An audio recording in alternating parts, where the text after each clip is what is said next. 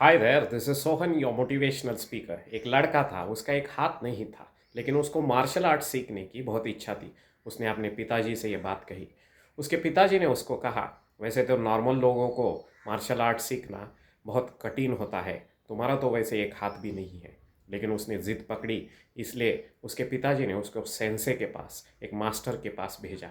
उस मास्टर ने इसको मार्शल आर्ट्स का एक ही मूव सिखाया और उसे कहा कि यही मास्टर करते रहो। जब उसने उसकी बहुत प्रैक्टिस किया और मास्टर किया, तो उसने सेंसे से कहा कि मुझे और मूव्स सिखाओ।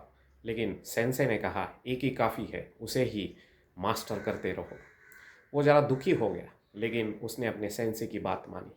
फिर उस गांव में एक टूर्नामेंट थी। उस टूर्नामेंट में उसके सेंसे ने उसका नाम डाला। उसे आश्चर्य हुआ कि मुझे एक ही मार्शल आर्ट्स का मूव आता है और मुझे टूर्नामेंट में डाला है।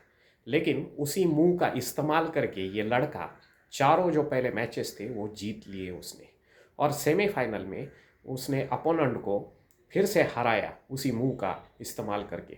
अब वो फाइनल में था।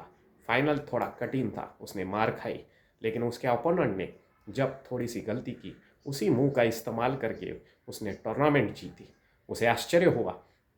उसने सेंसे से पूछा कि ये कैसे पॉसिबल हो गया, और उसके सेंसे ने उसे कहा कि तुम्हारी कमज़ोरी तुम्हारी ताकत बन गई, क्योंकि जो मैंने मूव तुमको सिखाया उसको काउंटर करने के लिए तुम्हारे अपोनेंट को तुम्हारा राइट हैंड पकड़ना पड़ता है, लेकिन तुम्हारा राइट हैंड तो नहीं है, इसलिए वो हेल्पलेस है।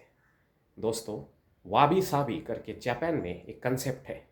What is broken can become beautiful, what is difficulty can become opportunity. जब एक बर्तन टूटता है तो वाबी साबी के अनुसार उसे सोने की परत चढ़ा के उसे और पहले से खूबसूरत बनाते हैं। इसे वाबी साबी कहते हैं।